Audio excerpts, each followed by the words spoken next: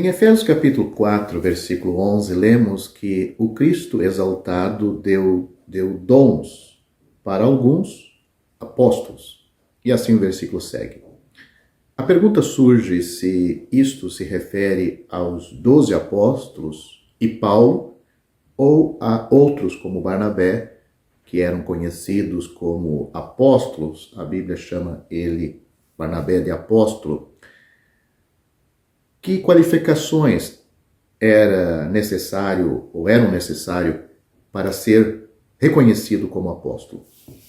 Um apóstolo é literalmente aquele que é enviado. Esse é o significado da palavra.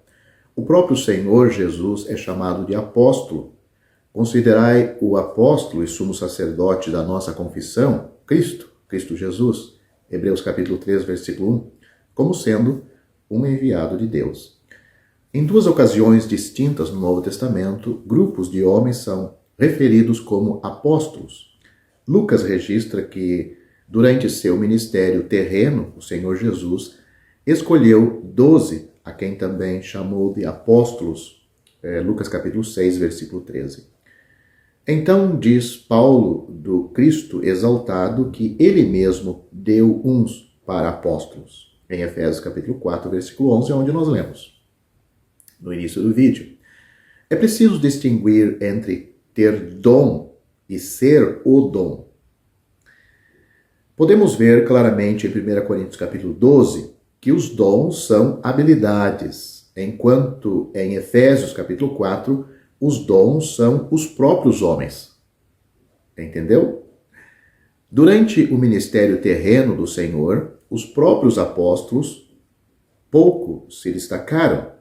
Além da missão especial registrada em Mateus capítulo 10, no Pentecostes, após a deserção de Judas Iscariotes e a subsequente escolha correta de Matias, os 12 foram revestidos de poder, ou do poder do alto.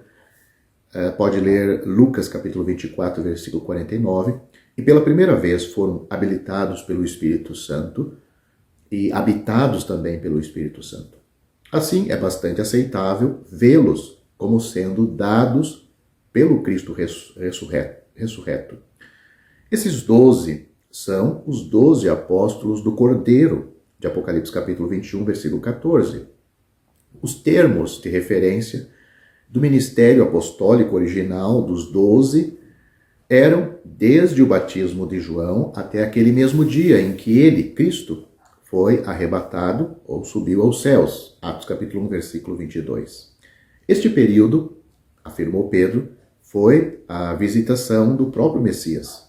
Seu testemunho pessoal foi de todo o tempo em que o Senhor Jesus entrou e saiu entre nós. Atos capítulo 1, versículo 21.